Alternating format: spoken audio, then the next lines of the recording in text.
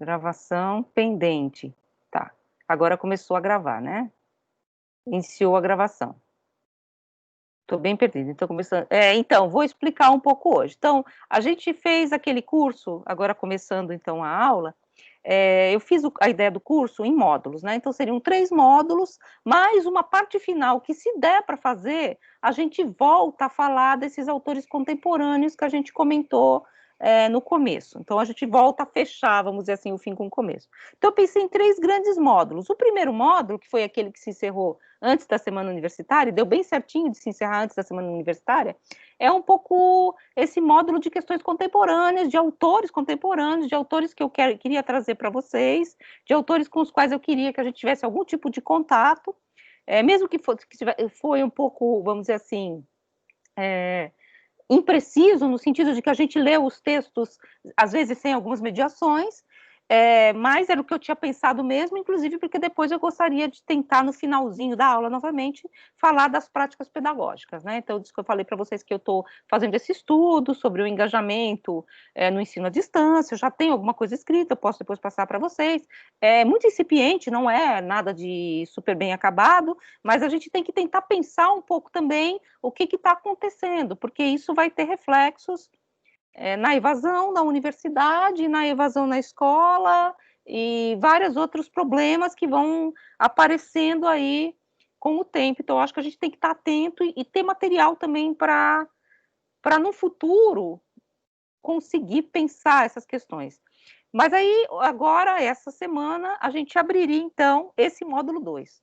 O módulo 2 seria, então, um módulo em que, num certo sentido, a gente vai voltar para a tradição, voltar para uma tópica mais clássica do estudo da estética, ou das teorias que virão a ser a estética no século XVIII, porque não dá para se falar em estética exatamente quando a gente está falando de Platão e Aristóteles, porque a palavra não tem esse sentido como nós damos nessa época, né? Estética significa conhecimento por sensação, e conhecimento por sensação não é conhecimento, e, portanto, não há uma ciência da sensibilidade, pelo menos não na Grécia. Então, essa questão é uma questão já bem discutida, muito embora haja textos que tratam da questão do belo, da questão da arte, da questão da representação, e que a gente adapta, vamos dizer assim, como sendo uma espécie de pré-história da nossa disciplina estética, que, na verdade, é uma disciplina que vai se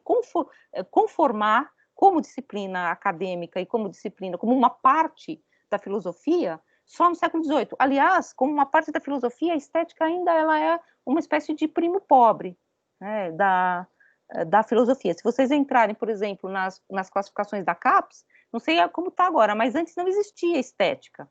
A estética sequer era uma das grandes áreas da filosofia. Então, a estética ela ainda é uma área muito recente e uma área que ainda é colocada um pouco muito próxima à arte, é muito próxima àquilo que a filosofia considera que não é conhecimento. Então, mas a gente vai então buscar, vamos dizer assim, esses nossos elementos para construir essa disciplina estética lá nesses autores, Platão, Aristóteles. A gente vai pular a Idade Média, mas depois eu explico por que também, e depois passar exatamente para o século XVIII.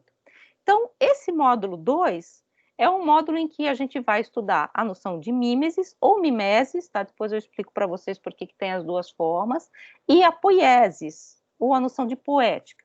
Então, essas duas noções, que são noções gregas, que são ideias que surgem, vamos dizer assim, no ambiente grego, elas são questões que vão com várias adaptações, a gente vai falar um pouco disso hoje, como é que você pode traduzir a palavra mimesis ou mimesis, elas vão ser, vamos dizer assim, esse elemento constitutivo da disciplina estética, até mesmo atualmente, como vocês vão ver, que o tempo todo eu vou referir aquele primeiro módulo, o módulo 1.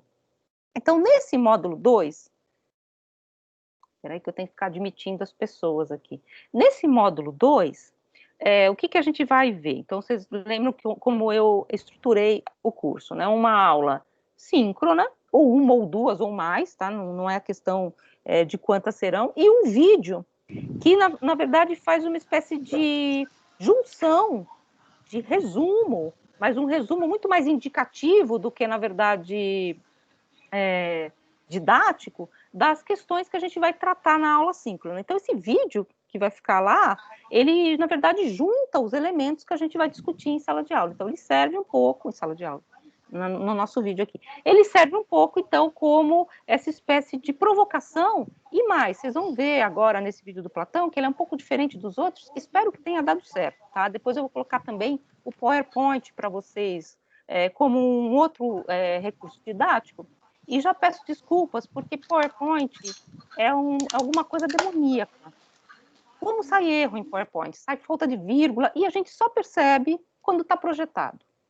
É uma coisa assim, vocês vão perceber, falta uma vírgula aqui, sobra um S ali, eu vou arrumando com o tempo, tá? Mas alguns PowerPoints que não são tão antigos, o do Platão é bem antigo já, assim, eu já tinha esse material. Mas alguns materiais que eu estou produzindo agora, quando eu estou gravando, eu vejo uma gralha. Então, vocês me desculpem, tá? Eu vou tentar revisar o PowerPoint, mas o PowerPoint serve como? Serve como uma espécie de leitura conduzida, aquela leitura que a gente faz em sala de aula, passo a passo, ela estaria no PowerPoint e nesses vídeos nos quais eu estou tentando comentar trechos do texto. Esse do Platão, que está em duas partes, a segunda parte é bem menor, na verdade é porque exatamente eu não consigo gravar mais de 28 minutos, como eu disse para vocês.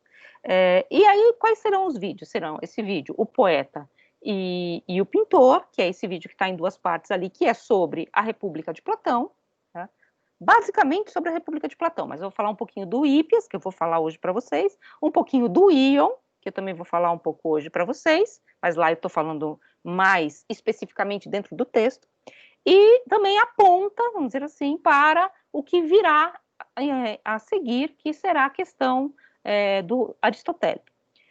O segundo vídeo desse módulo, então o vídeo 2 no módulo 2, é sobre a poética de Aristóteles. Então, eu vou colocar esse vídeo a semana que vem, na quinta-feira, ou se o debate render, eu coloco mais para frente, para vocês não ficarem também sobrecarregados de temas, né?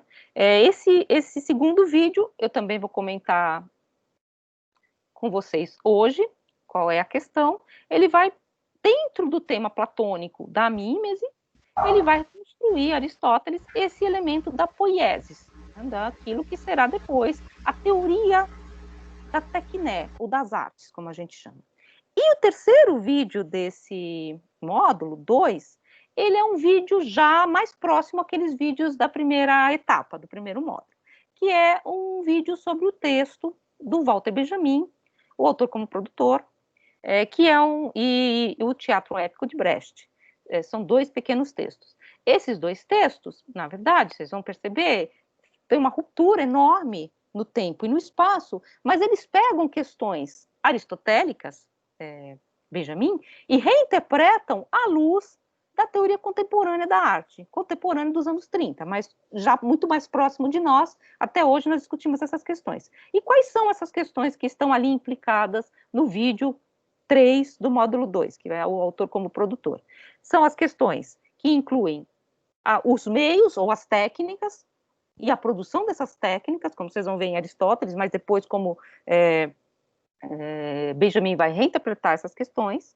Então, as técnicas, então, como essas técnicas, elas evoluem, elas se modificam, e como essa modificação técnica, ela implica também uma nova forma, e um outro modo de produção, então, como essa produção também está implicada no que se produz, mas nós não podemos ficar apenas nesse âmbito da técnica que produz um objeto, porque se a gente ficar no âmbito da técnica que produz um objeto, e depois eu explico para vocês no vídeo do Walter Benjamin, a gente vai cair numa relação positivista, né, de espelhamento entre meio e forma. Então, a obra de arte, ela é produto do seu meio e ela, portanto, é determinada pelas relações do meio. Para escapar também dessa armadilha, que é a armadilha do positivismo, que é uma armadilha metodológica e muito complexa de se escapar, principalmente na era contemporânea, atualmente, o Benjamin vai tentar pensar o como a produção e a técnica, elas também dão forma a outros elementos que são elementos históricos e como elas também podem servir de crítica e de crise a esses elementos históricos. E aí, no texto do Brecht, ele vai falar, Benjamin, sobre a crise da forma de representação que nós herdamos de Aristóteles, do Renascimento e do teatro naturalista. Então ele vai falar exatamente dessa crise, que é a crise daquela noção aristotélica de como se constrói uma boa tragédia ou como se constrói a verossimilhança interna do teatro, que é exatamente com o que o Brecht rompe, com a noção de teatro épico, que é quase um oxímoro, ou seja, o teatro não deveria ser épico, porque a épica ela não é dramática. Enfim, como a gente vai ver um pouco no Aristóteles. Então, como que o Benjamin coloca essas questões, já novamente apontando nos anos 30 para elementos que são elementos próprios às nossas perguntas sobre a relação entre técnica, produção, forma e história ou contexto social, se vocês quiserem. Como você problematiza esse imbróglio, vamos dizer assim, de elementos, sem cair numa metodologia positivista, sem cair também, esse é um outro perigo, numa espécie de teleologia metafísica da obra de arte, com uma espécie de eterno humano que se repete, que se repõe, que também é uma questão que o Benjamin vai colocar como problemática, apesar dos elementos românticos que a teoria dele vai carregar. Então a gente vai ver um pouco esse curto-circuito, tá, entre teorias clássicas e como essas teorias clássicas são revistas por esse autor, Walter Benjamin, que aliás se lembrou os 80 anos da morte do Benjamin, essa semana, né, semana passada. Teve várias lembranças, várias rememorações dessa data. Então, desse autor que até hoje é muito contemporâneo, que está sendo extremamente retomado atualmente, principalmente porque o Agamben é um leitor de Benjamin, o Didi Berman é um leitor de Benjamin, então a gente está retomando muitas dessas questões do Walter Benjamin atualmente. Então, esse é o módulo 2. Então, essa é a estrutura do módulo 2. Vocês vão descobrir no módulo 2 o que significa aquela figura que abre todos os vídeos e que também abre o aprender de vocês, que vocês devem estar se perguntando o que significa essa vedete aqui, né? Do meu TCC de Sociologia, que legal, o Walter Benjamin, que ótimo.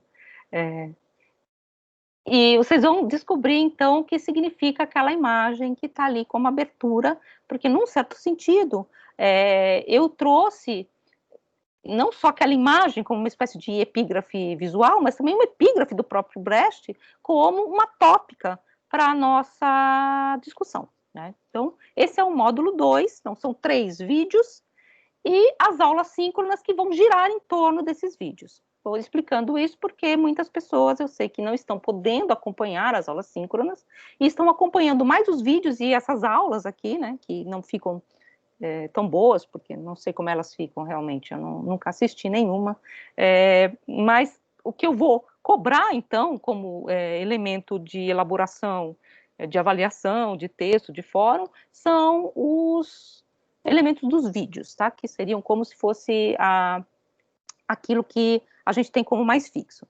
E na semana que vem, como vocês vão ver o vídeo, como se o vídeo tivesse sido postado quinta, a gente comenta o que está no vídeo. Então, hoje eu quero fazer uma apresentação mais geral e já começo falando do termo mimesis ou mimesis. Existe uma forma portuguesa para a palavra. Eu, por uma questão de tradição, eu uso mimesis porque eu remeto ao Auerbach, que é o nome de um livro do Auerbach, e é mimesis em grego. Então, a palavra, vocês vão ver ela de várias formas, né? Então, é como ela é transliterada e aportuguesada, né, na sua forma portuguesa, tem acento, inclusive. Então, vocês vão ver, principalmente quando eu cito outros autores, por exemplo, no PowerPoint do Platão, eu já cito o Jacinto Lins Brandão, e ele usa uma outra forma. Eu vou falar do Jacinto Lins Brandão hoje para vocês também. E está citado lá no texto, no vídeo do Platão. Então, só para vocês não falarem assim, mas cada lugar está escrito de um jeito, na verdade, existe realmente essas variantes da forma da palavra. Então, eu vou começar tratando desta palavra, né, que é a palavra que inaugura, vamos dizer assim, o nosso curso, e é uma palavra de difícil tradução.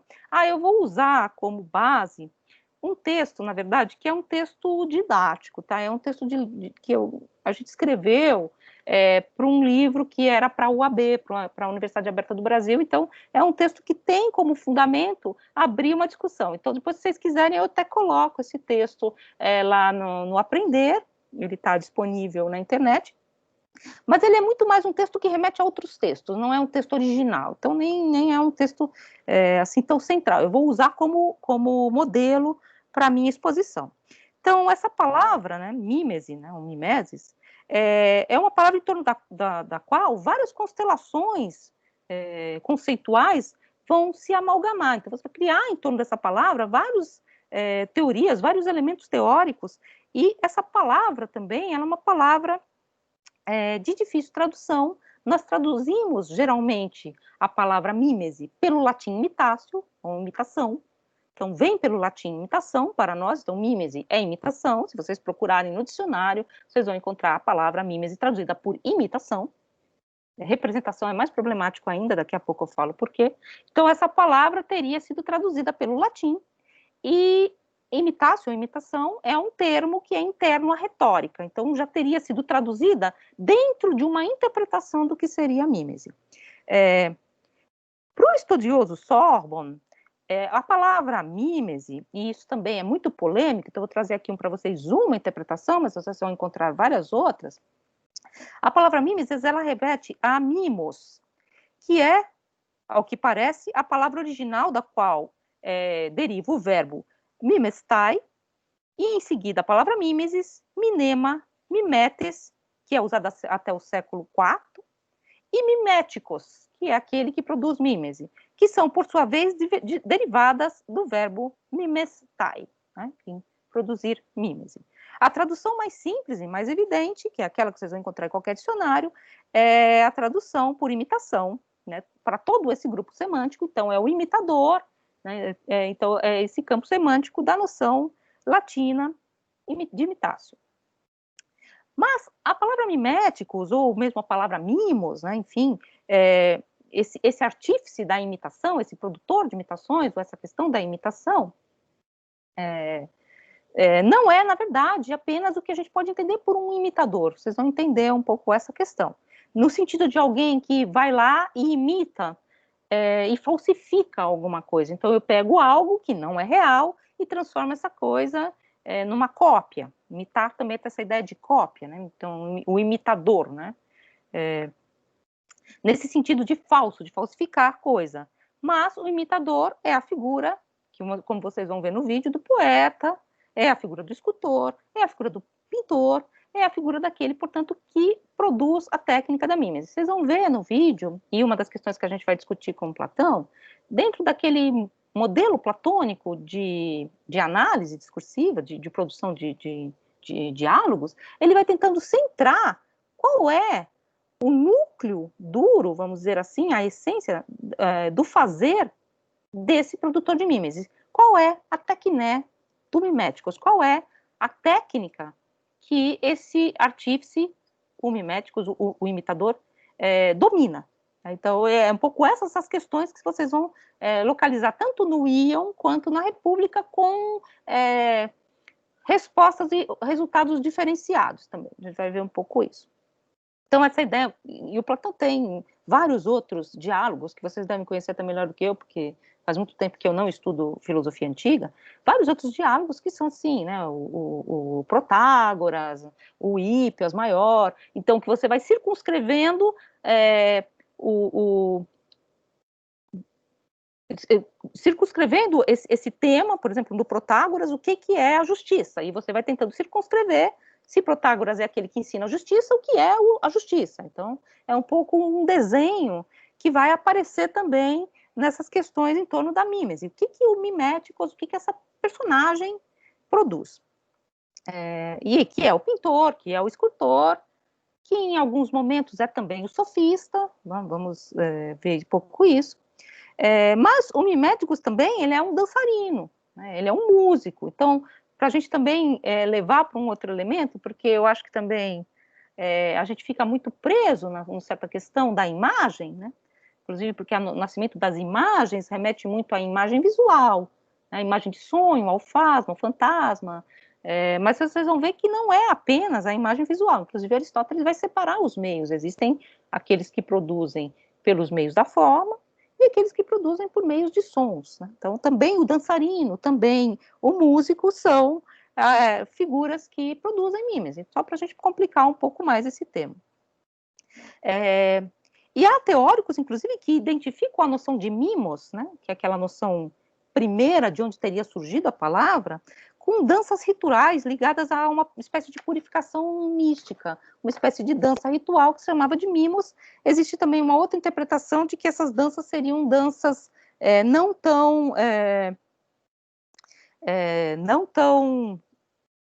míticas, seriam danças até mais profanas, num certo sentido, se a gente pode usar esse termo, mas a palavra, então, significaria, teria um pouco essa origem, a origem que viria muito mais da dança, do corpo, do que da produção imagética ou poética logo no início. E é difícil dizer, vamos dizer assim, que o corpo falsifica alguma coisa, que um dançarino falsifica alguma coisa. A gente está muito mais propenso a pensar que o dançarino expressa alguma coisa com seu corpo, né? Só para a gente pegar uma outra questão. Ai, gente, caiu um negócio aqui. Vocês estão aí? Tem alguém aí? Sim. Sim. Sim. Sim. Vocês podem parar e perguntar, tá, gente, se vocês quiserem. Sim.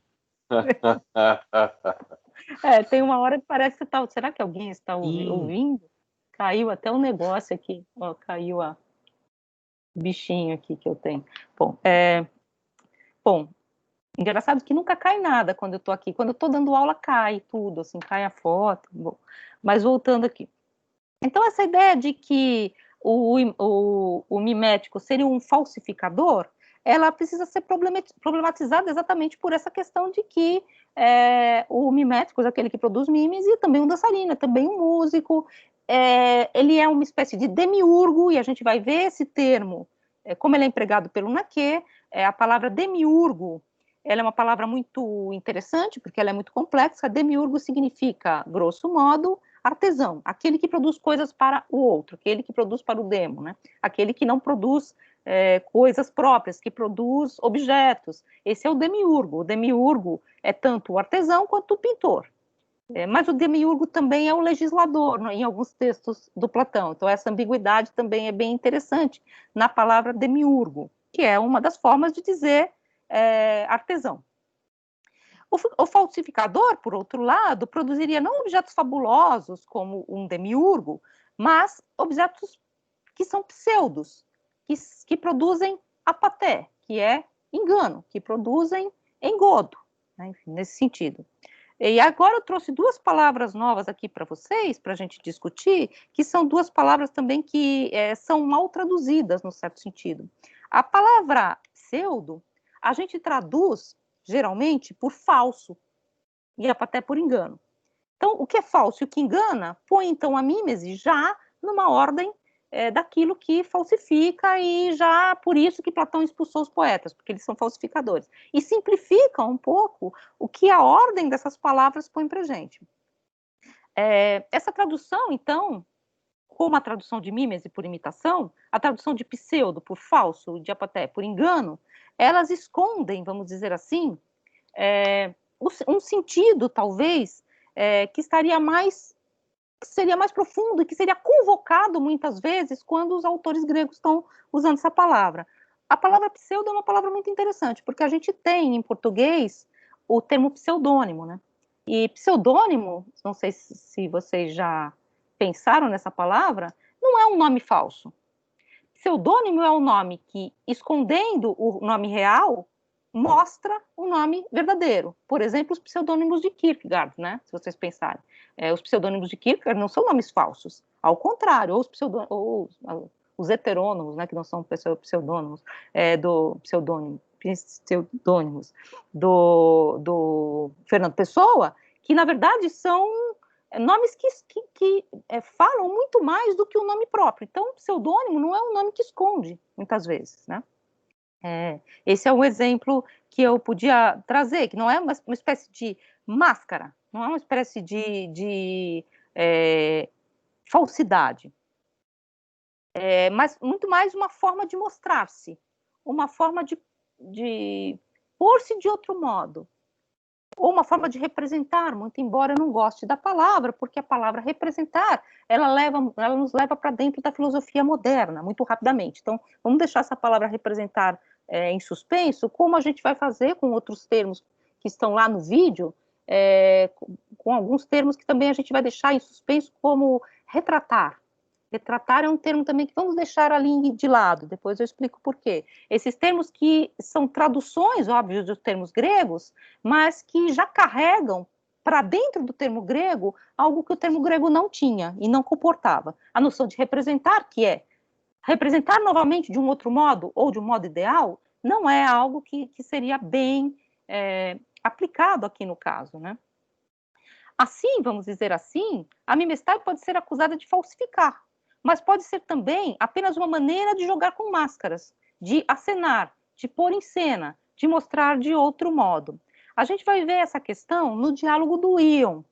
Na verdade, a gente não vai ler, a gente lia muito cuidadosamente na aula o diálogo do Ion. Vocês vão ver que no texto, no vídeo, eu passo um pouco rapidamente sobre ele, depois a gente pode voltar a esse diálogo. Nesse diálogo do Ion, o Ion é um rapsodo, ele não é um poeta.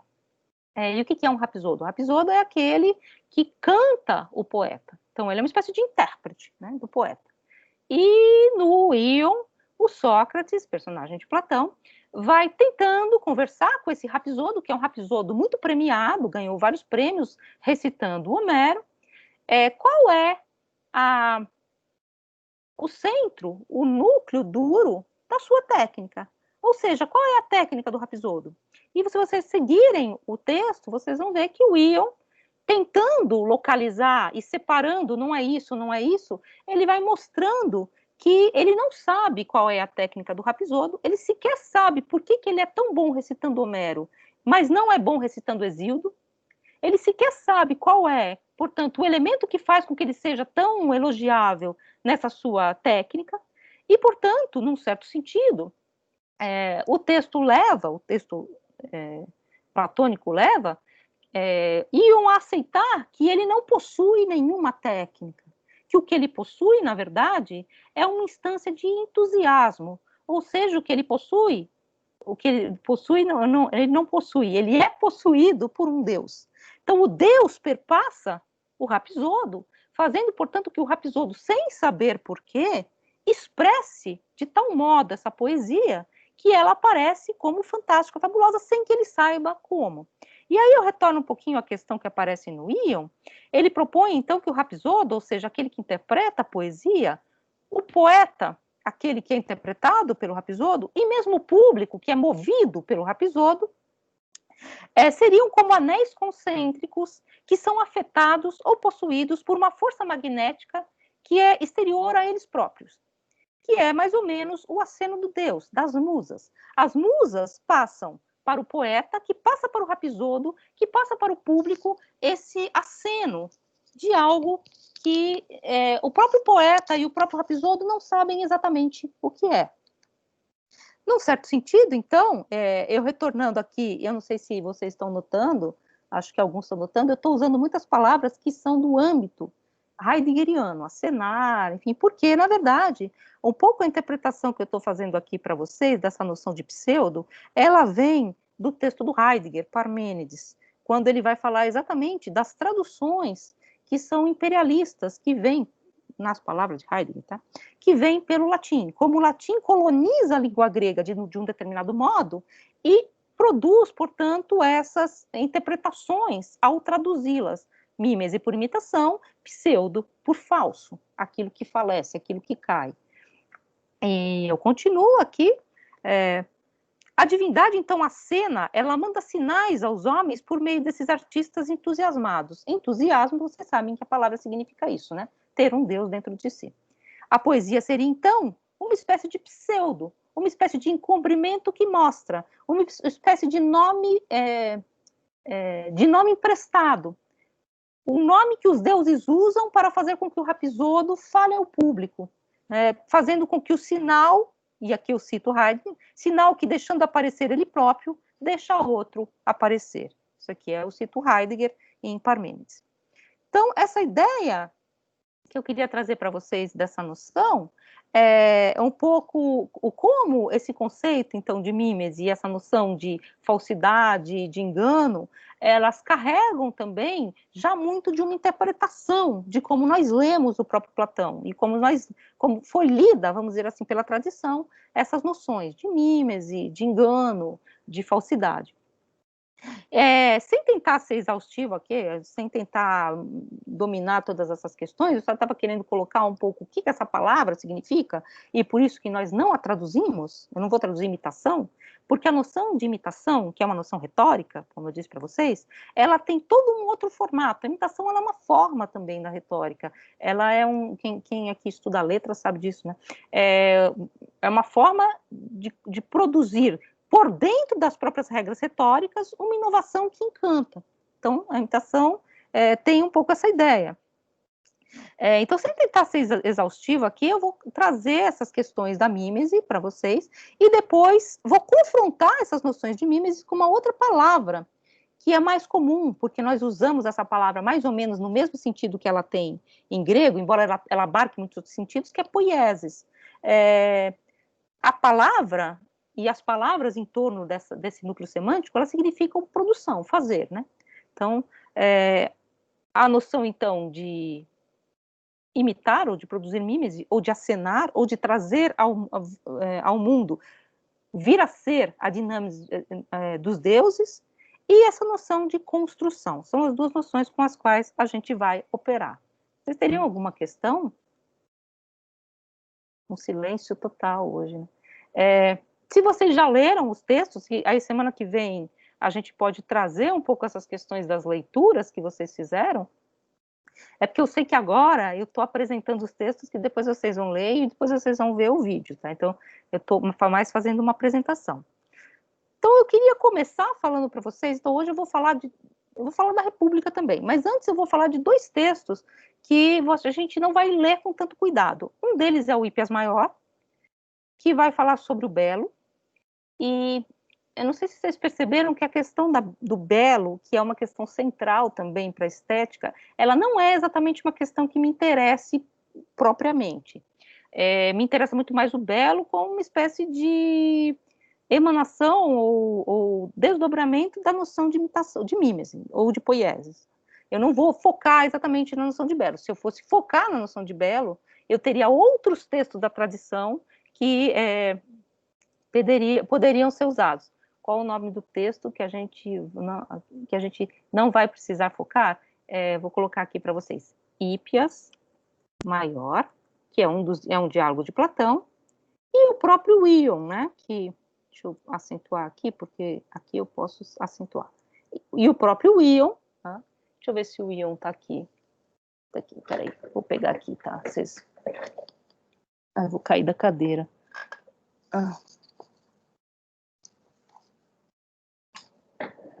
O Ion, eu estou usando essa tradução, tá? Que é uma tradução bilíngue, enfim. Tá? É a tradução que eu vou usar no vídeo também, mas eu vou só passar muito rapidamente por esse texto. Esse texto é muito interessante, ele tem vários elementos que a gente poderia parar neles, mas vamos ver como é que a gente pode também mover as questões a partir do que vocês trouxerem de questionamento a partir do vídeo. Quais são os textos para estudar a questão do belo? Na Grécia, o Hípias Maior e o Gorgias. Enfim, também seria um texto importante, que é um texto que eu não domino muito bem também. Então, seriam questões que eu acho que a gente poderia trazer se a minha questão fosse mais focar o belo. Vocês vão notar, por exemplo, que mesmo no Hípias Maior, eu não vou ficar tão preocupada com a questão do belo, mas muito mais com as questões que são desdobradas desse problema, tá? Que é muito mais a questão da construção dessa beleza, que é uma coisa que eu acho muito importante desse diálogo Hípias. Bom, no diálogo, então, Hípias Maior, que a gente não vai ler especificamente, então eu vou fazer mais um conjunto aqui, que é um diálogo daqueles diálogos aporéticos do Platão, como o Ion, tá? Então são diálogos nos quais você não necessariamente chega a um final, são diálogos em que o Sócrates vai colocando o seu oponente contra a parede, até que, num determinado movimento do próprio diálogo, eles começam a construir um problema muito mais do que uma resposta, né? E isso aparece muito claramente no Hípias Maior. Platão, então, ele pela boca de Sócrates, pergunta ao sofista Hípias é um sofista muito famoso da época.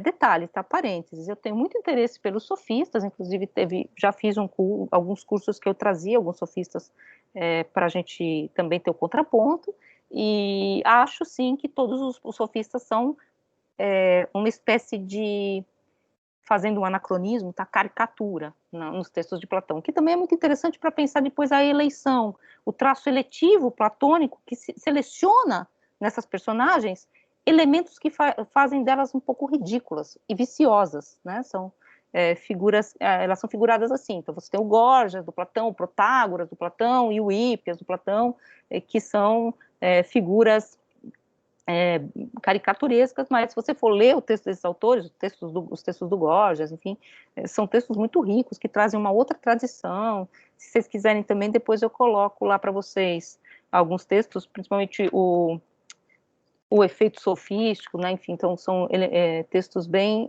legais. Então, entrando no texto do Hípias Maior, então o Sócrates ele pergunta ao sofista Hípias, né? Diga. Agora, se ele trazer galinha para trás limpar, meu filho. Vocês ficam com o microfone aberto, aí vocês falam coisa que não é para a gente ouvir, hein? Não. Bom, voltando, tá? Então, nesse diálogo, só que eu pergunto ao sofista aí.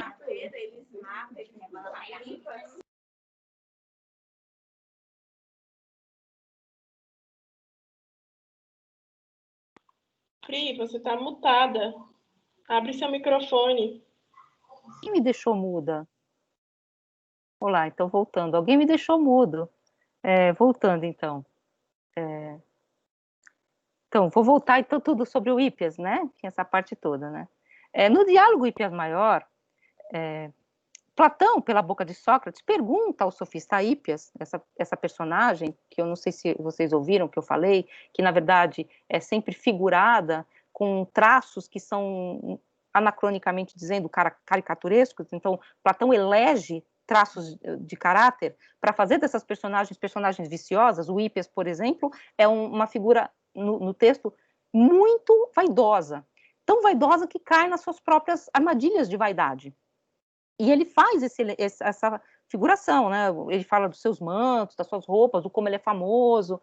Então, esses traços, esses elementos de caráter que são selecionados pelo Platão e que não necessariamente dizem respeito ao que era o pobre do Hípias, né? Quando ele escrevia, né?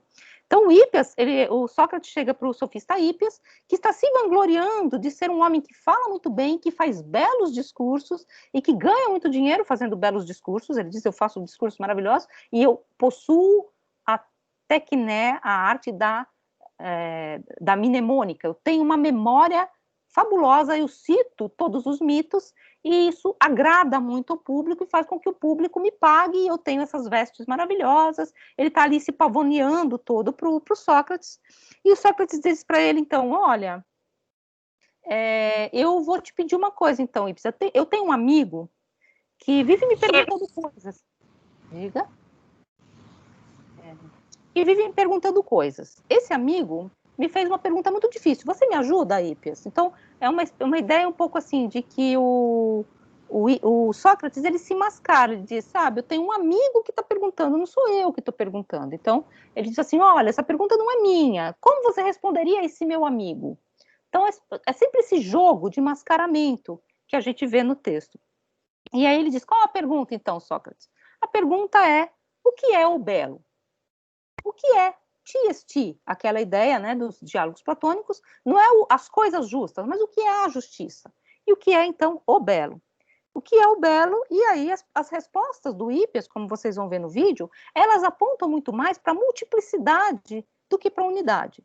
Ele aponta coisas belas, ele aponta primeiro a bela moça, depois a bela égua, depois a bela colher. Então, as coisas belas, isso, óbvio, sendo conduzido pelo Sócrates, e não o que é o belo, ou o que faz com que todas essas coisas belas sejam belas por uma única beleza. A moça, a égua, a colher, a obra do Fídias, enfim. Então, essa é um pouco a questão, o que é o belo e não as coisas belas, o que é o belo uno e não o múltiplo, a multiplicidade sensível dos elementos que, de algum modo, fazem a beleza vir a ser no mundo, mas não são a beleza, então um pouco essa questão. Então ele pergunta o que são as coisas belas, que é uma diferença sutil, mas marcante para o pensamento que se seguirá. Há uma essência do belo, há um único belo, há algo que eu possa dizer que é belo. E essa questão no Hippias é muito interessante, porque o Hippias disse que ele produz belos discursos. Você produz belos discursos, mas você não sabe nem o que é o belo? Como você sabe que você produz belos discursos? É um pouco essa questão. Ou esse belo só se dá nas várias aparências de beleza e nunca se poderá saber o que é o belo em si. Então, essa é um pouco a questão que se põe no diálogo do Hippias. Para Platão, muito embora o diálogo acabe sem solução, o final do diálogo é famoso, o belo é difícil, então cada um vai embora e pronto, acabou. Ele acaba numa aporia, né? Então ele acaba numa espécie de beco sem saída, a gente não sabe muito bem como é que é a resposta. A suspeita de que o belo é uma ideia una e completa, da qual as coisas sensíveis, de algum modo, participam, mas elas não são representação do belo, elas não são o belo em si, elas são, portanto, aquilo que depois vai ser uma tópica da teoria da arte, a aparência. Então, elas aparentam ser belas, mas não são belas, né? No diálogo em questão, no entanto, a pergunta sobre o que é o belo é antes formulada que respondida, não há uma resposta, não se sabe o que é o belo. E continuando o debate, no texto do Sócrates, como o Hippias vai se vangloriando cada vez mais de ser um grande argumentador, de ter uma memória muito boa, de usar roupas muito bonitas, de ser um orador muito especial, que encanta pela palavra, portanto sabe usar o belo a seu favor, o Sócrates se vale de um artifício, como eu disse para vocês. Ele diz ao Hippias que quem está perguntando é um terceiro, e esse terceiro que está perguntando para o Hippias, por meio de Sócrates, é um homem rústico. Então, por favor, não me venha com encantos ornamentais, porque esse homem é rude. E as perguntas vão levando muito nesse sentido. Ele vai, na verdade, ironizando, num certo sentido, se a gente pode usar esse termo, a forma como o Hippias conduz o debate. Então, ele diz isso, que é um homem rústico e que pergunta de forma muito pronta, põe as questões de uma maneira rude, vamos dizer assim. E Sócrates, em certo sentido, usa uma máscara, né? Ele usa um pseudônimo. Ele diz que ele é uma outra pessoa. Ele diz que ele não é Sócrates, mas que ele é esse amigo rústico, exatamente para poder colocar as questões nesse outro modo, que não é um modo confortável ao Hippias, que é um modo elaborado e ornamentado, eloquente, depois a gente vai dizer em retórica, de produzir discursos. Então, se esse homem rústico, ele não vai ser tocado pelas suas sofisticações linguísticas. Então, por favor, me ajude a responder a esse homem. Então, é uma espécie de astúcia socrática para pegar a astúcia sofística do Hippias. Então, eu vou jogar com você. Isso é muito interessante do texto do Platão, né? Que é esse jogo que ele produz, né? Hippias, logo a princípio, cita várias coisas belas como possível resposta. Ele diz uma bela moça, uma bela égua, uma bela tigela, uma bela colher. E o sofista, então, frente àquela pergunta que ele julga vir de um homem rude, ele formula uma resposta simples, sem muito empenho, responde isso lá para ele. Apenas com o intuito de fechar o debate. Né? Então, fala para ele isso. Né? Fala para ele que a beleza é uma bela mulher, mulher é ótimo, mulher, uma bela moça. E pronto. E ele apela, portanto, para sua fama, ou seja, ele usa uma máscara. Ele fala, não, diz que o Hippias disse, então ele usa uma máscara contra a máscara de rústico que também o Sócrates está usando, num certo sentido. E aí os exemplos vão se sobrepondo, porque o Sócrates vai encurralando o sofista, vai dizendo assim, pois é, então a bela moça, a bela égua, a bela tigela, a bela colher, elas todas se equivalem? A moça, sendo bela entre os mortais, ela é feia entre os deuses? Ou entre uma égua e uma moça é bela de um determinado modo, a égua de outro, e a colher de outro ainda? Então ele vai criando esses modos de argumentação para mostrar para o Hípias que o Hípias não sabe exatamente como harmonizar. Ele não consegue harmonizar as várias respostas que ele mesmo deu. Suas respostas não fazem boa música, diz Sócrates. Elas não fazem boa harmonia. Cada uma aponta para uma coisa e eu não sei, na verdade, o que você quer dizer. Por fim, então, Sócrates acusa Hípias de produzir belos discursos, sem saber, entretanto, o que é o belo, portanto, sem saber sequer o que ele produz, ele não sabe o que é o belo, e isso a gente vai ver como é muito importante na questão da República. O problema não é a mímese em si, é que a mímese não sabe o efeito que ela produz. Se o Hípias não sabe o que é o belo, e ele diz que produz belos discursos, e esses belos discursos encantam, e se alguma coisa que o próprio Hípias falar for feia, ou viciosa, e ele sequer sabe que ela é feia ou viciosa, essa coisa pode passar por bela, percebem? Então, eu não sei do que eu estou falando, eu não tenho antídoto para esse jogo colorido que eu estou produzindo, e essa ideia de cor, como vocês vão ver depois no Aristóteles, no próprio Platão, tem um pouco a ver com essa ideia de algo que é eloquente, colorido, né? Enfim. Existe um livro do qual eu gosto muito, que vai falar exatamente sobre essa questão da cor e da pintura, como ela foi lida pela antiguidade, mas principalmente no século XVII e posteriormente, que se chama Cor Eloquente, que é da Jacqueline Lichtenstein. Então, a cor e a eloquência, elas são aproximadas. A eloquência é você falar muito bem, você fala tão bem, que você engana com as palavras. A cor tem essa... é acusada de ter essa capacidade também, de embotar os sentidos. Vocês vão ver isso, inclusive, no Aristóteles. A cor, ela tem que ser conduzida por um desenho em preto e branco, né? Então, um pouco essa questão, que, enfim, isso foi um parênteses, tá? Só para falar um pouco da teoria da cor. Bom, então, por fim, Sócrates acusa Hípias de produzir belos discursos sem saber o que é o belo, sem saber do que está falando, e nessa obscuridade só se pode repetir imagens encantadoras, mas que não passam de fantasmas e aparências. São também fantasmas que os homens acorrentados veem na caverna, como vocês sabem. Então, essa ideia de que o que o Hípias produz é, na verdade, um engano, um engodo, principalmente porque eu não sei o que é o belo. Então, são imagens de que algo que eu acho que é belo, mas eu não sei o que é o belo. Mais ou menos como se eu produzisse imagens justas. Depois vocês vão ver isso no Homero, né? Homero põe na boca de Aquiles, por exemplo, uma fala que para mim vai passar por justa, porque é Aquiles que está dizendo, mas que pode ser viciosa, porque eu não sei exatamente o que é o justo. E Homero, com o encanto das palavras que ele produz, exatamente porque ele produz encanto, ele faz com que eu me engane. E aí, exatamente, a gente vai para a questão do livro 10 da República, como vocês vão ver no vídeo. E eu não vou entrar aqui exatamente na República, porque a República está mais bem explicitada, inclusive indo aos trechos que são muito importantes, lá no texto que vocês vão seguir, é um texto mais ou menos, no vídeo que já está postado. Então, eu vou passar um pouquinho e eu vou para a questão dessa noção, então, de traduzir a noção de imitação, mas espera aí, outra coisinha que eu queria dizer para vocês que eu acho importante, é muito interessante, vocês vão ver, e eu vou tratar disso no vídeo, principalmente quando eu for falar do Aristóteles, que o próprio Platão, na República, ele vai falar dos modos da mímese, e isso a gente vai ler no livro 3. Aliás, gostaria de deixar aqui para vocês, isso está lá no Aprender, tá?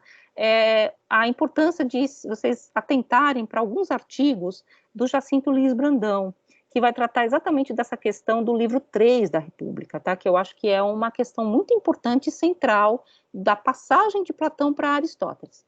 O Jacinto Lins Brandão tem também um livro, que eu vou tentar ver se eu acho aqui para vocês.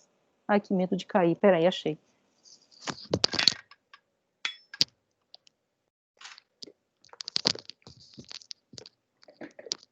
Que eu não coloquei na bibliografia, porque vocês não vão ter acesso fácil a ele. Esse aqui, A Invenção do Romance, tá?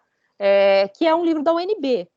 Só que aqueles textos que eu coloquei lá, que são textos de revista, que vocês têm acesso fácil, eles, na verdade, depois eles foram sendo burilados para se transformar nesse livro, A Invenção do Romance. Bom, depois, quando a gente for falar da questão do romance, da questão do livro 3, que vai ser mais para frente, eu comento mais o livro do Jacinto. Mas já estou dizendo para vocês, se vocês quiserem, tiverem como acessar, eu não sei se tem na biblioteca da UNB para acesso gratuito, eu acho que não, tá? Mas se tiver, eu acho que é uma boa indicação, principalmente os primeiros capítulos, porque depois, na verdade, ele vai falar da invenção daquilo que nós chamamos de ficção. Eu não gosto da palavra romance. Toda a primeira parte do livro, ele fica tentando explicar o porquê que ele usou a palavra romance, porquê que a palavra romance não necessariamente é uma palavra que aponta para a modernidade, principalmente século XVIII e XIX. A palavra romance pode ser utilizada fora desse contexto, mas a noção de romance, ela é uma noção moderna, né? Então, eu acho que, na verdade, seria melhor dizer a invenção do texto ficcional, da ficção como ficção. Ela não é mito, ela não é poesia, também é ficção. E como a ficção vai ganhando esse espaço, né? Então ele vai falar um pouco disso nesse livro, que é um livro muito interessante, tá? Vocês vão gostar bastante se vocês pegarem. Só que os 2 artigos que eu citei lá, que estão na página do Aprender, e aí é só linkar e ler, são a parte mais importante para nós, porque vão falar de Platão, exatamente de Aristóteles.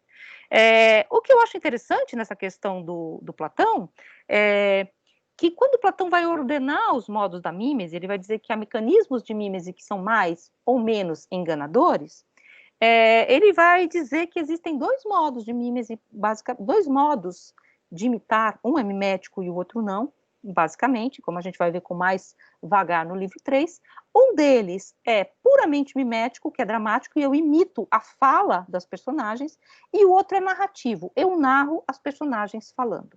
Então, vocês vão ver isso bem claramente no livro 3, está bem explicadinho. O que eu acho interessante, ele faz essa crítica ao modo de mimético puro, em que as personagens falam por si, e o que é muito interessante, então ele se utiliza de um mecanismo de mascaramento ao escrever os textos, nos quais encena a vida de Sócrates, né? Então, Sócrates se mascara de rude, Sócrates vai conversar com Glauco, e um diálogo nada mais é que uma forma de mimetizar uma realidade, de reproduzi-la. Um diálogo é algo muito próximo do que será depois o teatro.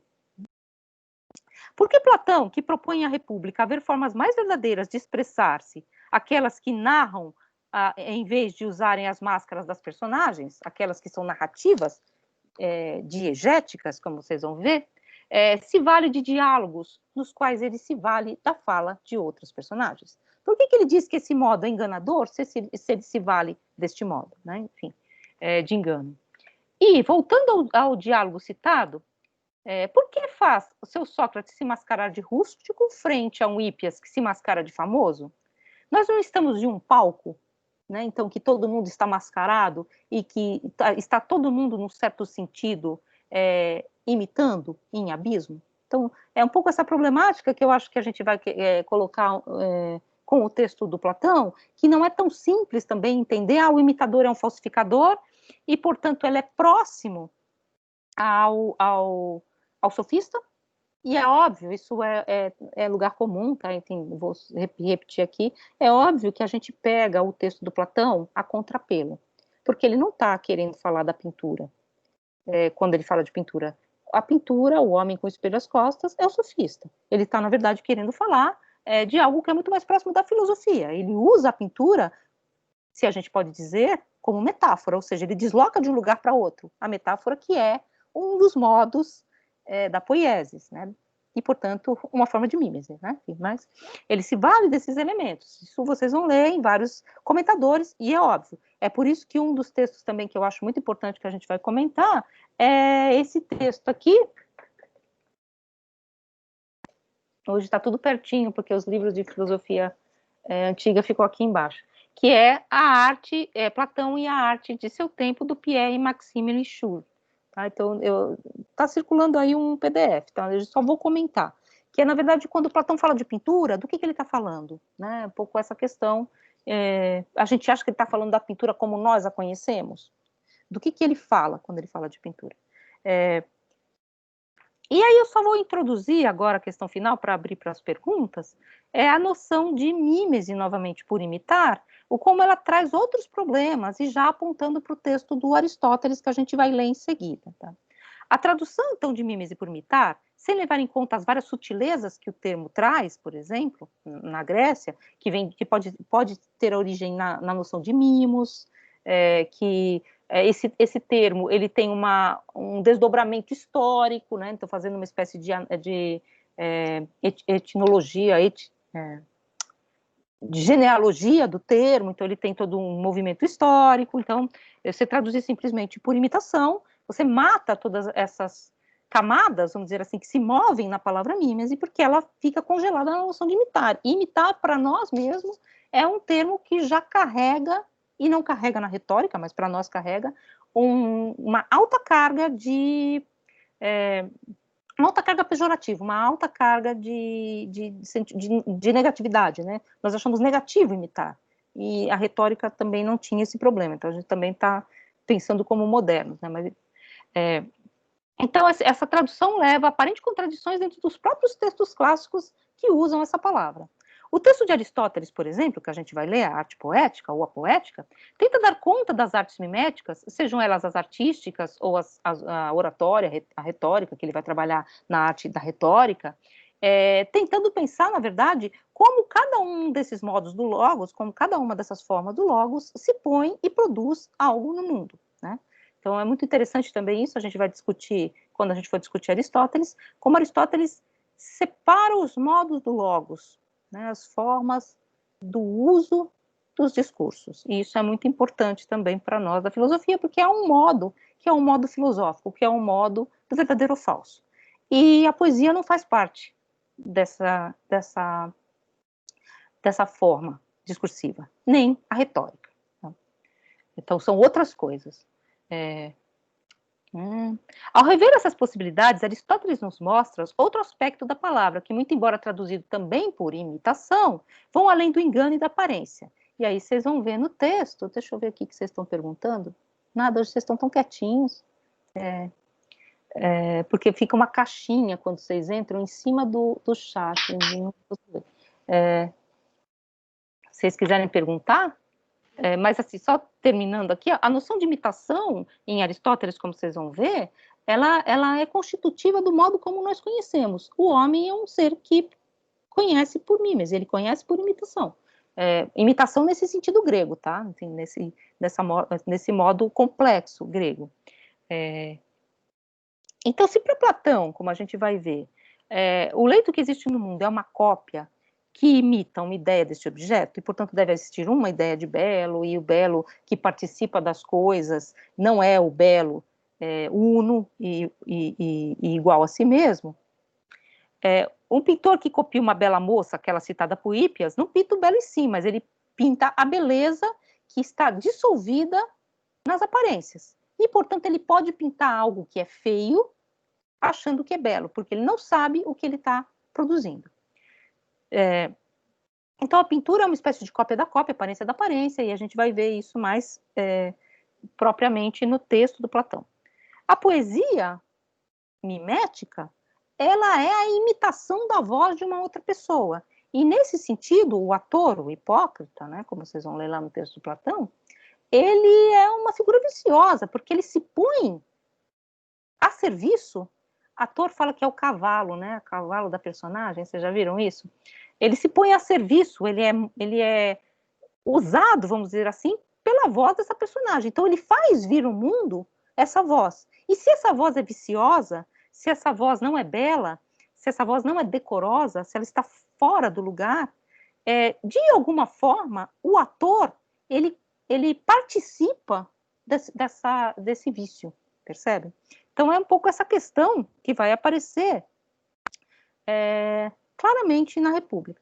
Já para Aristóteles, a gente vai perceber que a mímese não é um espelho do mundo. Então, essa questão, em Platão, é o homem com um espelho às costas, mas, ao contrário, é uma reconstituição a partir da arte, aí a gente vai ver dos meios, da eleição dos objetos e dos gêneros. Então, é uma reconfiguração do mundo a partir de várias mediações que são poéticas, que são construídas. E essa questão é muito importante, né? Enfim, porque a gente vai pensar exatamente como se passa de um modo a outro e como, na verdade, muitas vezes, voltando àquelas questões que a gente viu lá sobre a noção de fotografia, lá no começo do curso, muitas vezes essa ideia platônica da mímese não como construção, ela ressoa naqueles textos que a gente leu. Não sei se vocês percebem.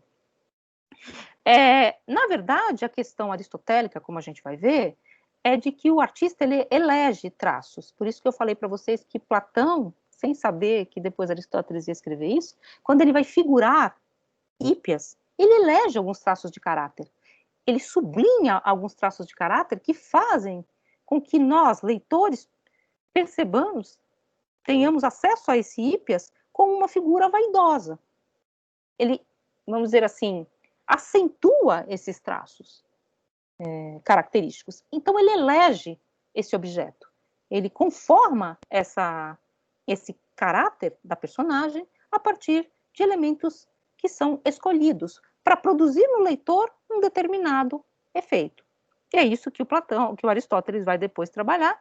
E essa ideia, então, de que esses elementos eletivos, eles devem jogar consigo mesmos, eles não jogam em relação a um espelho do real, eles não são real, eles jogam entre si. É a noção de verossimilhança, ou como diz o Luiz Costa Lima, num livro que chama Vida em Mímese, é a ideia de uma necessidade fraca, não é necessidade forte da relação da filosofia com o real, é uma necessidade fraca, porque ela é uma necessidade simplesmente das partes da própria poesia consigo mesmo.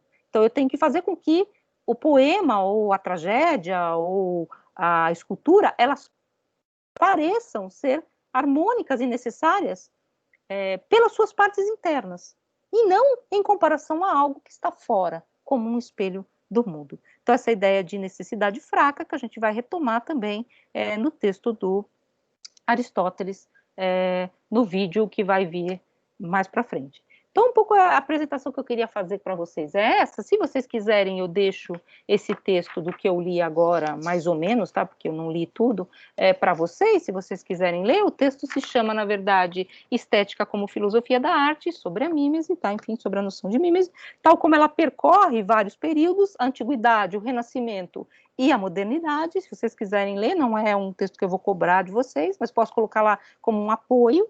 Tá? Acho mais importante que vocês se foquem realmente no Platão, no Aristóteles e no Jacinto, que a gente vai comentar mais propriamente, mas esse fica como uma espécie de apresentação geral.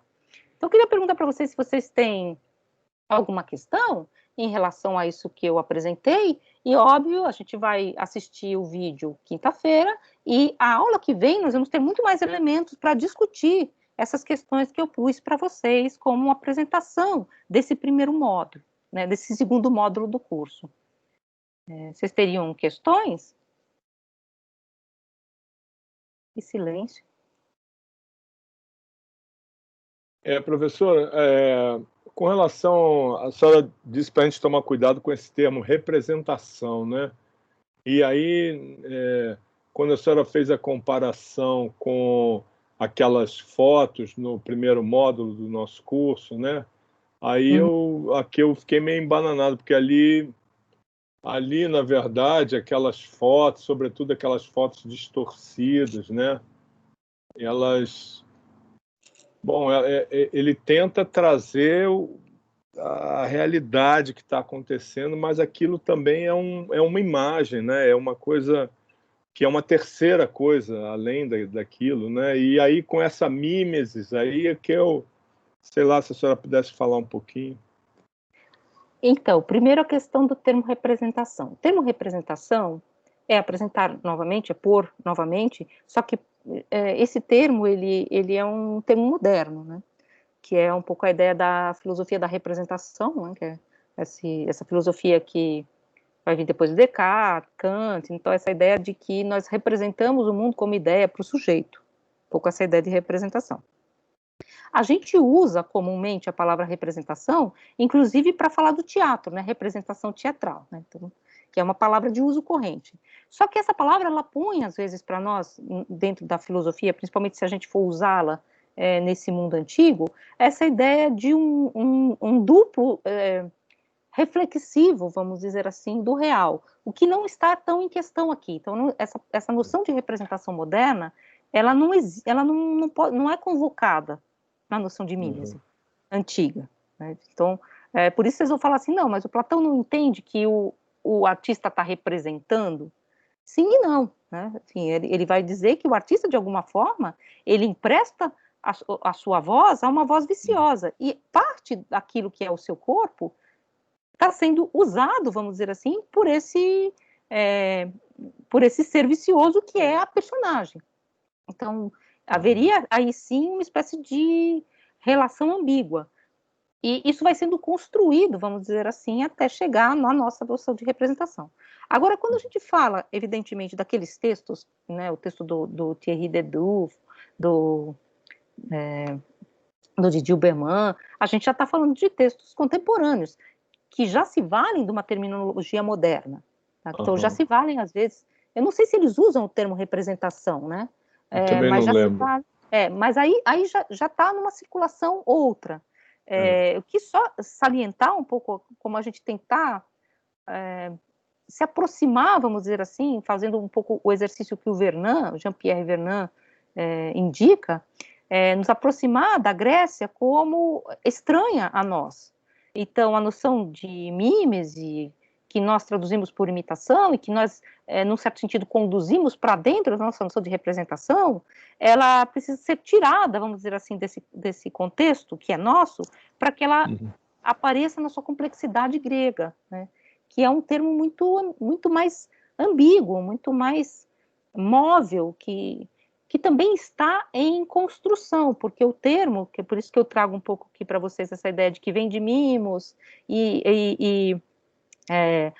a palavra mimetes, ela tem uso no século IV, ou seja, a própria palavra ela está se construindo historicamente, né? Ela carrega elementos daquilo que ela foi, mas ela está a um passo de ser aquilo que ela será, que é essa nossa noção de imitação. Inclusive, quando a gente vai para a escola, né, a gente vai falar de mimese para os alunos, a gente fala a palavra mimetismo, né, que é uma palavra que eles conhecem da biologia, que é quando o animal engana, fingindo que é igual à natureza. Então, um pouco essa questão que vai aparecer quando a gente usa, no nosso modo, esse termo, né? Então, um pouco essa questão que eu queria tirar de lado. A palavra retratar, por exemplo. A palavra retratar ela é uma palavra bem posterior, e para nós fazer um retrato, né? Eles não usam essa palavra, assim, né? Tirar o retrato. Então, a nossa noção de retrato, que é a noção, por exemplo, vou tirar o meu retrato, fazer a minha selfie aqui, é a noção de que essa semelhança, ela carrega os meus traços particulares. Vocês vão ver depois nesse livro aqui, como essa noção ela está sendo construída ainda. Por incrível que pareça, a gente sempre tem uma ideia de que o real vem primeiro, né? Então, a arte copiou primeiro a natureza, depois ela foi abstraindo. Não é exatamente assim. Essa questão, por exemplo, de uma efígie própria, ela é muito mais próxima do que a gente chama de arte romana. A arte grega, você tem aquele rosto que é um rosto vazio de uma expressão pessoal, né? Vazio de elementos de retrato. Singulares. Não é um simulacro, é um simulacro num outro sentido, né? Enfim, e é um pouco essa questão que as palavras, às vezes, elas trazem para nós. Eu não vou lembrar agora, se for pegar o Aristóteles aqui, capaz de eu cair da cadeira, mas a gente vai ver isso mais para frente. O termo retratar, que o tradutor usa, Aliás, eu estou usando, bom, isso a gente vai falar mais para frente, eu estou usando a tradução do 34, mas tem uma tradução muito boa na biblioteca, eu vou comparar as duas, tá? Mas quando o autor usa, o tradutor usa, no Aristóteles, o termo retratar, ele diz que termo grego ele tá referindo, que é icasso, de onde vem a palavra ícone. Então, sabe, você recupera muito mais coisa com o que é ícone, depois a gente vai ver um pouquinho essa questão, porque eu vou tratar mais disso em tópicos de estética, a noção, a diferença que vai se construir a partir da teoria platônica, mas que vai ser muito importante em Bizâncio, por exemplo, e vai ser a tópica da iconoclastia bizantina, né? Assim, por que você condena algumas imagens, mas não todas, é a diferença entre ídolo e ícone. Ídolo e ícone. Ídolo e ícone não são a mesma coisa. Então, só para vocês perceberem um pouco como você vai se construindo uma economia dos modos de fazer ver também, né? Só resumindo, se vocês quiserem, depois eu trago isso para vocês mais propriamente, quando tem a querela das imagens em Bizâncio, que você vai proibir a construção de imagens, porque o cristianismo, e principalmente o cristianismo oriental, que tem esse influxo do judaísmo muito forte, condena aquilo que vocês viram, né, a iconofilia do Didi Uberman contra uma iconoclastia, né? Então a iconofilia, que é esse amor às imagens, quando em Bizâncio vai se construir essa teoria, tem aquela teoria radical contra todas as imagens, que simplesmente pinta tudo de branco, ou cobre as imagens, que até hoje a gente vê, por exemplo, hoje em dia o que está acontecendo na Hagia Sophia, né, na Santa Sofia, que você põe aquelas palavras em arabescos árabes por sobre as imagens, porque as imagens elas devem ser condenadas. E existe um outro modo de pensar, que é porque elas são ídolos, então é idolatria, e a idolatria é condenada pela Bíblia, mas existe um outro modo de pensar essas próprias imagens, que é quando essa imagem ela é uma espécie de inscrição, e ela é um ícone, só para vocês verem a questão, como ela é sutil, né? E quando a imagem não tem corpo, e aquelas imagens chapadas, que depois a Idade Média vai levar a termo, mas que são essas imagens chapadas de Bizâncio, o que a gente chama de bizantino, né? Aquelas figuras, geralmente figuras que não têm tondo, né? Que não têm corpo, que não são escultóricas também, então não tem tondo, não tem materialidade, não tem volume, isso, e são construídas muitas vezes de pastilhas, então ela não tem volume e ela também é estilhaçada, né, porque é um mosaico. Aquelas imagens, elas funcionam como um ícone, e o ícone é uma espécie de signo, ele não é um ídolo. Então, aí eles são permitidos, dentro dessa economia, dessa leitura bizantina. Então, tem uma querela bem interessante, que a gente falou de iconoclasmo um pouco aqui, vem um pouco daí, né, essas ideias de quais são as imagens, como elas podem ou não ser convocadas, porque o ícone, ele tem uma função, e ele vai ter uma função fortíssima depois na religião, que vai ser a religião que vai ter mais proximidade com Bizâncio, que é a religião ortodoxa, nos ícones russos, né, que vocês já devem ter visto. Né? Então, por que eles podem ser usados numa igreja? Porque eles não são imagens eles são imagens eles não são imagens de coisas, eles são imagens para fazer com que a gente entenda alguns elementos, eles são imagens que produzem em nós essa relação quase que de uma linguagem, e não um duplo do real. Então é muito interessante também isso também vem um pouco das dobras da teoria platônica, tá? Que está num texto que a gente não vai tratar aqui, eu vou tratar muito brevemente, que é a ideia de mímese cástica e mímese fantástica. Então, existem modos da mímese, e alguns são piores e outros são menos piores, né? Embora todos eles fiquem um pouco de lado, porque eles têm essa contaminação sensível. Né? Não sei se fica mais claro ou mais complexo o que eu falo. Né? Não, mas é bom, porque a gente alarga um pouco a cabeça. Ó, deixa eu só pegar um livro aqui para mostrar para vocês, porque esse livro eu indico muito para os alunos lerem, e é uma coisa que a gente não estuda realmente. Eu vou pegar, peraí. Vou sumir minutos.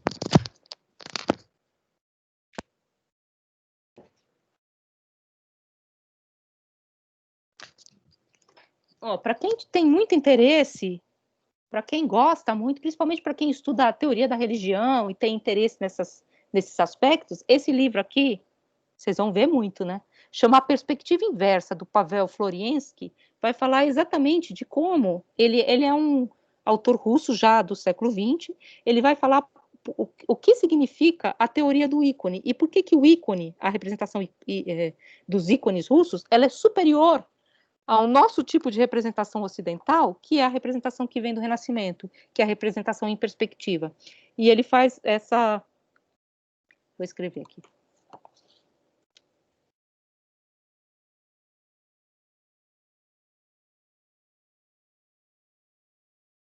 Floriensky. Vou botar o primeiro nome também, vai. Floriensky.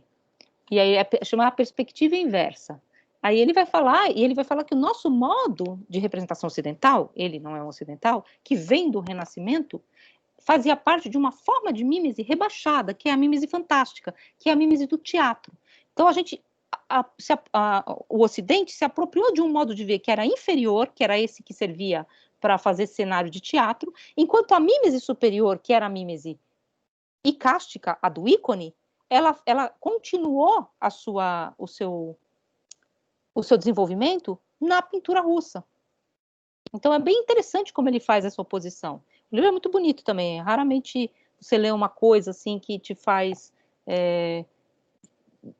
ver as coisas de um modo muito diferente. Assim, é muito engenhosa. Por mais que você possa falar que historicamente tem problemas, claro, porque você não resume Renascimento a uma coisa só. A pintura ocidental a pintura ocidental é o universo, né? Enfim, então é uma coisa muito grande e não dá para falar de pintura grega como pintura ocidental, porque a gente sabe que a Grécia não é exatamente o Ocidente, né? Há vários elementos orientais, né? Tal, então tudo isso, tudo bem. Mas mesmo assim é uma... Ai, caiu essa foto aqui, deixa eu ver se coloca. Que é um livro que é bem interessante e vem dessas dobras da noção de mímese platônica, tá? Da mímese cáustica, fantástica, que a gente vai falar um pouquinho, mas não muito, tá? Durante o curso. Mais alguma questão, se vocês tivessem para colocar? Então, ó, só os livros que eu indiquei, esse aqui vocês estão lá com eles, né? A Arte no Tempo de Platão. E esse aqui, A Invenção do Romance, tá? Que é do Jacinto Lins Brandão. Tá? Jacinto Lins Brandão, ele traduz essas línguas não clássicas antigas, é bem interessante. Professora, eu tenho uma pergunta. Diga. Eu não sei se eu consigo formular ela muito bem para expressar o que eu quero, mas vou dar uma melhor. Tipo, onde é que... Não sei se conseguiria entrar, mas a intenção do autor, ou do artista, ou do demiurgo, influencia nessa proposta, nessa atuação dessa abordagem, se é algo mimético para imitação do real, se é mimético para representar algo para estudar o belo, que seja. Não sei se deu para entender a pergunta, mas a intenção encaixa nessas abordagens do autor? Então, a intenção do artista, né? Qual seria o papel do demiurgo, né? Assim, qual seria... Primeiro que a gente vai ver um pouco isso. Né? A figura do demiurgo é uma figura muito complicada de ser avaliada a partir dos textos gregos, porque vocês vão ver isso no vídeo, que eu acho que eu consigo explicar um pouco melhor. Há toda uma questão grega em torno das técnicas manuais. Elas são... O artesão ele não é cidadão, né? Ele não é político, ele não domina o discurso, portanto ele vive nas margens da cidade, ele é oleiro e tal. E o artista é um tipo de artesão, né? Ele de algum modo, ele participa da matéria. E aí, assim, geralmente quando eu começava esse curso, depois eu desisti, mas eu falava um pouco de uma questão do Heidegger, quando ele vai citar na questão da técnica, quando ele vai falar das causalidades aristotélicas, ele vai dizer que exatamente para o Aristóteles, nessa causalidade, que para nós é uma coisa muito importante, que é a intenção daquele que fez, ela nem sequer é convocada. Eu vou ler um trechinho aqui do Heidegger na questão da técnica, que eu acho que explica um pouco isso. Ele citando do modo dele Aristóteles, ele vai dizer assim: a prata é algo que permite de que a taça de prata, é algo a partir do que a taça de prata é feita. Ela é, enquanto essa matéria, cúmplice da taça. Então, eu tenho a prata, que vem a ser taça, né? Essa prata, essa taça deve à prata, isto é, ela agradece a prata por aquilo em que subsiste. Então, quando a prata vira taça, está implicada a matéria e a forma. Então, é a ilé e a mofé. Aí depois ele continua. O libatório, porém, não somente deve algo à prata. Enquanto taça, o que está comprometido com a prata aparece no aspecto de taça e não no de fivela ou de um anel. O libatório, ou seja, aquilo para o que a taça foi feita, desse modo é imediatamente dependente do aspecto, eidos, forma, da taça. A prata, por onde o aspecto enquanto taça penetrou e o aspecto por onde a prata aparece, ambos estão a seu modo comprometidos com o libatório. Vocês percebem o que desaparece aqui? A causa eficiente, a causa que produziu a taça. Então, você tem a matéria, que vem a ser taça, que tem um telos. Então, eu acho que está muito nessa questão o nosso problema.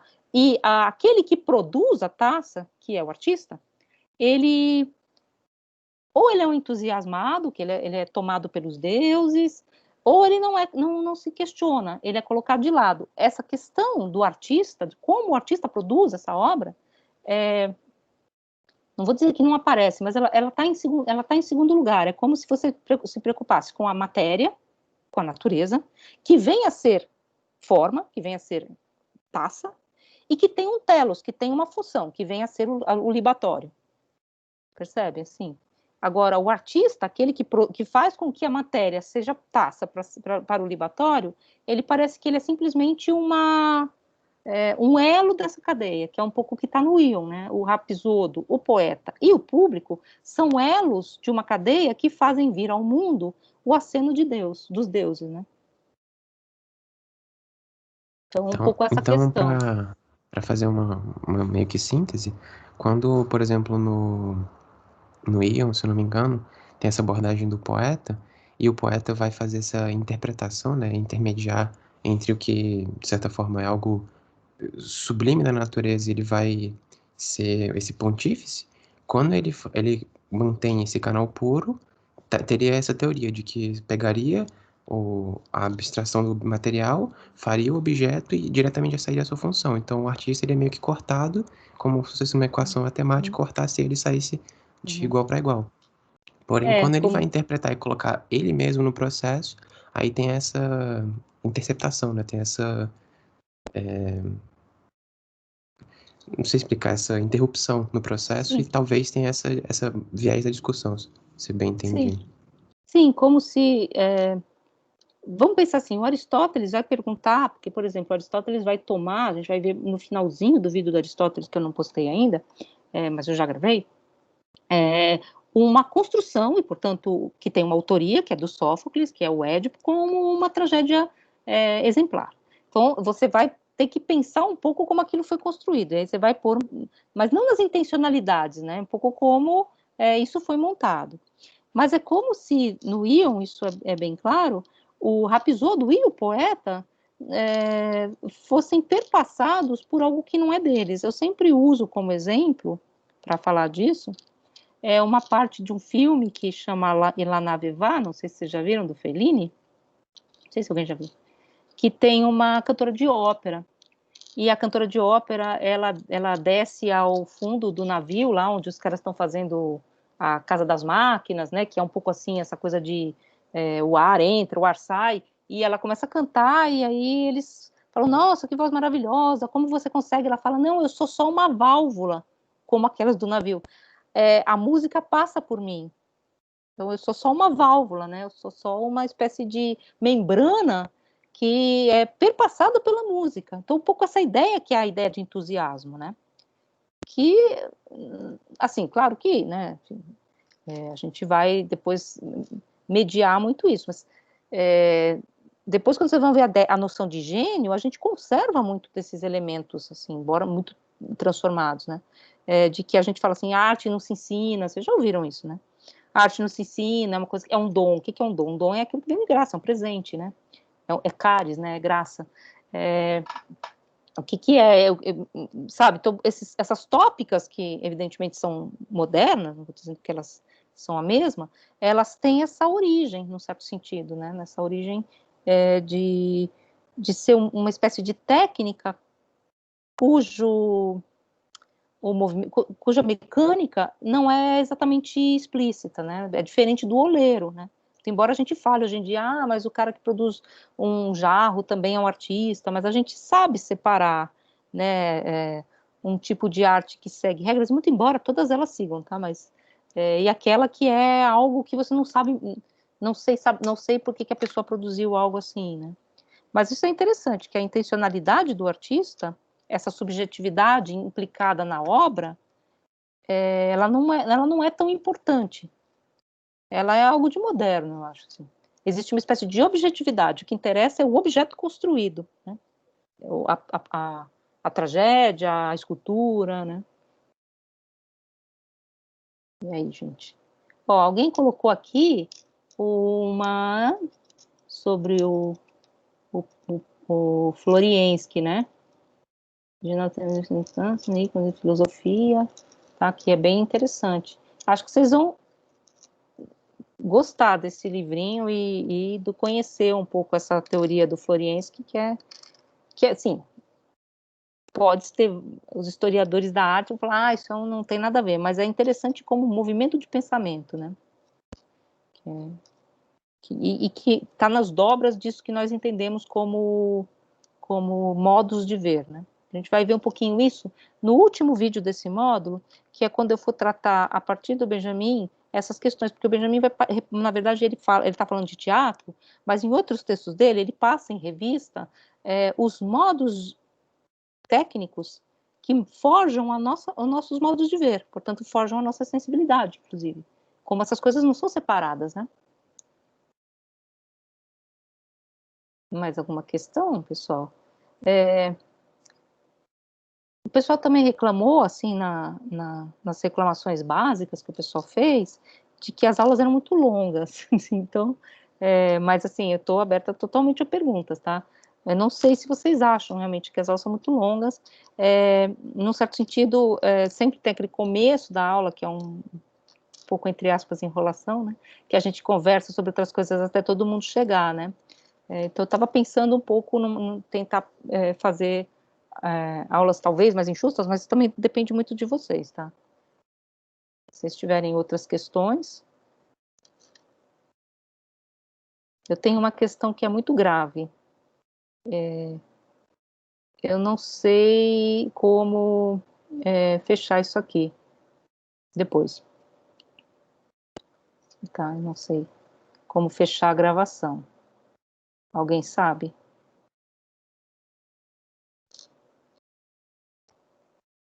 Não?